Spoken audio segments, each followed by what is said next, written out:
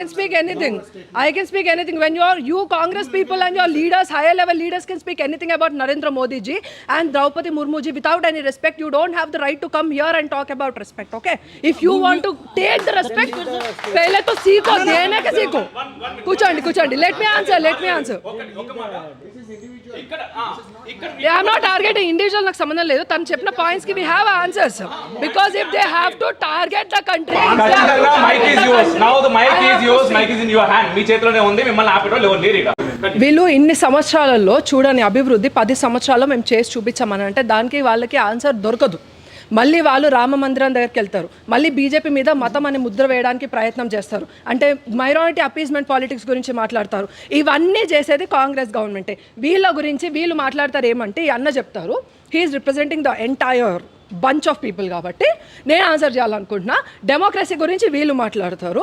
ఎవరైతే ఎమర్జెన్సీని ప్రకటించి ఒక సామాన్య పౌరుడి యొక్క హక్కుల్ని కూడా తీసేసుకొని, ద బేసిక్ ఫండమెంటల్ రైట్స్ కూడా సిటిజన్స్ దగ్గర నుంచి పీకేసుకొని లాగేసుకొని తన కుర్చీని కాపాడుకునే ఇందిరాగాంధీ వీళ్ళ పార్టీకి చెందిన ఆమెనే. వీళ్ళకి అసలు డెమోక్రసీ గురించి మాట్లాడడానికి హక్కులు ఏమైనా ఉన్నాయా? అండ్ ఈ తెలంగాణ బిడ్డగా నేను మాట్లాడుతున్నా, నేను ప్రశ్నిస్తున్నా. కాంగ్రెస్ వాళ్ళు ఇచ్చారు కాబట్టి వీళ్ళు ఇక్కడ ఏమంటారు అధికారంలోకి వచ్చారని 1969లో 369 మందిని కాల్చి చంపింది కాంగ్రెస్ వాళ్ళు. తెలంగాణ రాష్ట్రం అడిగినందుకు చంపి పడేశారు కాంగ్రెస్ హయాంలో. అంతమంది ఈరోజు తెలంగాణ రాష్ట్రంలో చావులు బలయ్యారని అంటే బికాస్ ఆఫ్ కాంగ్రెస్ పార్టీ. అసలు వాళ్ళకి ఏం అధికారం ఉంది మరి తెలంగాణ రాష్ట్రం గురించి మాట్లాడేది? అసలు దేశం గురించి మాట్లాడడానికి వాళ్ళకి ఎలాంటి అర్హత ఉందన్న? రిలీజన్ గురించి మా మీద ముద్రేస్తారు. ఎప్పుడైతే పార్టీషన్ జరిగిందో, on what grounds and on what basis did Congress government sign on the partition? ఎవడబ్బా సొత్తని మీ జోబులో నుంచి ఇచ్చిన పైసల భూమిని ఇచ్చి పడేసిర్రా? ఎవరిది భూమి? భారతదేశాన్ని ముక్కలు చేసి కుక్కలకి పంచినట్టు విస్తరలో ఇలా పడేసింది ఎవరు? కాంగ్రెస్ గవర్నమెంట్ కాదా? అప్పుడు ఆన్ రిలీజియస్ బేసిస్ ఎప్పుడైతే పార్టీషన్ జరిగిందో మరి ఇది హిందూ దేశంగా ఎందుకు ప్రకటించబడలేదు? ఇంకా మళ్ళీ అడిషనల్గా ఈ భూమిని కూడా లాక్కోవడానికి 370 ఆర్టికల్ కాశ్మీర్ని వీళ్ళకి ఇందాక చెప్తున్నారు కదా కాన్స్టిట్యూషనల్ పాత్వే అని రెడ్ కార్పెట్ చూపిస్తున్నారు. కాన్స్టిట్యూషనల్ పాత్వే అని మాట్లాడే ముందు అంబేద్కర్ గారి గురించి మాట్లాడే ముందు మీకు కనీసం మినిమం రైట్స్ ఉండాలి. ఆయనను ఓడించడానికి ఆయన కాన్స్టిట్యూషనల్ బేస్లో ఇప్పుడు నించొని ఎంపీ టికెట్లు, ఎమ్మెల్యే టికెట్లు, నేను కంటెస్ట్ చేసిన, నేను పోటీ చేసిన అని మాట్లాడుతున్నారు కదా. అది ఆయన రాసిన కాన్స్టిట్యూషన్ బేసిస్ అని మీరు మాట్లాడుతున్నప్పుడు అదే ఆయన నించున్నప్పుడు 3 సార్లు ఓడగొట్టడానికి ప్రయత్నం చేసింది కాంగ్రెస్ గవర్నమెంట్. అప్పుడేం బీకినారు మీరు మరే అని? అప్పుడు మరి అంబేద్కర్ గారు రాజ్యాంగాన్ని మీరు అంత రెస్పెక్ట్ చేయాలనుకుంటే ఇన్నిసార్లు ఎందుకు మీకు అనుగుణంగా మైనారిటీస్కి అనుగుణంగా ఎందుకు రాజ్యాంగాన్ని అమెండ్ చేయాల్సిన అవసరం పడింది? ఫస్ట్ ఆర్టికల్ 1లోనే చెప్తా ఇండియా దట్ ఈస్ భారత్ అని అంబేద్కర్ గారే రాశారు. మరి ఇప్పుడు ఇండియా పేరుని భారత్గా మారుస్తామంటే దాన్ని కేవలం ఒక మత ఆధారంగా మాత్రమే ఎందుకు మాట్లాడారు? ఇప్పుడు కాశ్మీర్ని ఎందుకు 370 ఆర్టికల్ని మళ్ళీ తీసుకొస్తానని రాహుల్ గాంధీ మాట్లాడుతున్నారు మేము అధికారంలోకి వచ్చిన తర్వాత. అన్న 370 ఆర్టికల్ ఉంటే నీ భూమి ఆడగాకపోతే ఈడ కొనుక్కో అన్న, ఎకరమేమన్నా 10 ఎకరాలు ఇప్పిస్తాం నీకు, అర్థమైందా? మేము చందాలు వేసుకొని ఇప్పిస్తాం. నువ్వు అంత దీన స్థితిలో ఉంటే మేమందరం చందాలు వేసుకొని ఇప్పిస్తాం. But 55% of the Kashmir land is now in the control of Pakistan. ఎవడొబ్బ సత్తని రాసి ఇచ్చారు? అది క్వశ్చన్ చేయండి ఫస్ట్. ఈరోజు మన దేశం ఎటుపోతోంది? ఇంకా యువకులు అటు సైడ్ కూర్చొని మాట్లాడుతున్నారని అంటే ఈరోజు కళ్ళల్లోంచి నీళ్లు కాదు రక్తం వస్తుంది.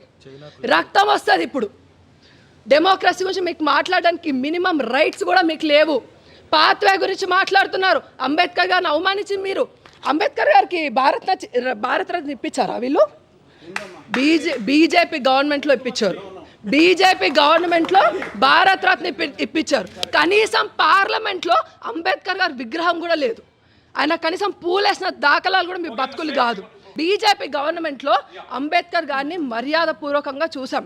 ఈరోజు ఒక 370 ఆర్టికల్, యూసీసీ, ఎన్ఆర్సీ, సిసిఏ ఇవన్నీ కాదు. ఈరోజు దేశము 70 సంవత్సరాలు అడుక్కు తినే స్టేజ్లోనే ఉండింది. 70 సంవత్సరాలు, 10 సంవత్సరాలు మాత్రమే అభివృద్ధి కాలాన్ని భారతదేశం చూసింది. ఇది భారతీయ జనతా పార్టీ యొక్క గొప్పతనమే, ఇది నరేంద్ర మోదీ గారి యొక్క గొప్పతనమే, ఇది సంఘటిత శక్తి యొక్క గొప్పతనం మాత్రమే. అది మేమందరం మా అందరికీ గుర్తుంది. మా అందరికీ తెలుసు.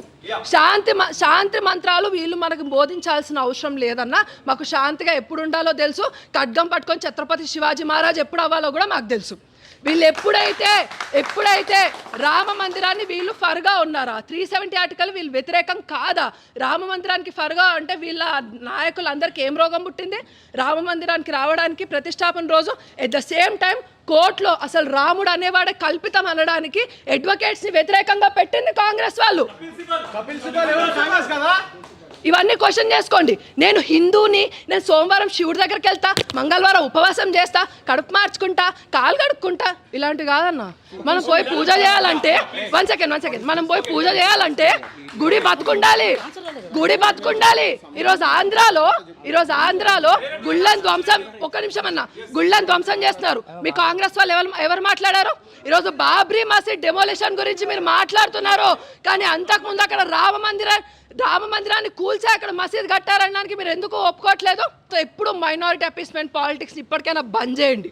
లేకపోతే మీ అమ్మ చీర కట్టుకునేది రేపు నీ పిల్లమో నీ కూతురో బుర్కా వేసుకునే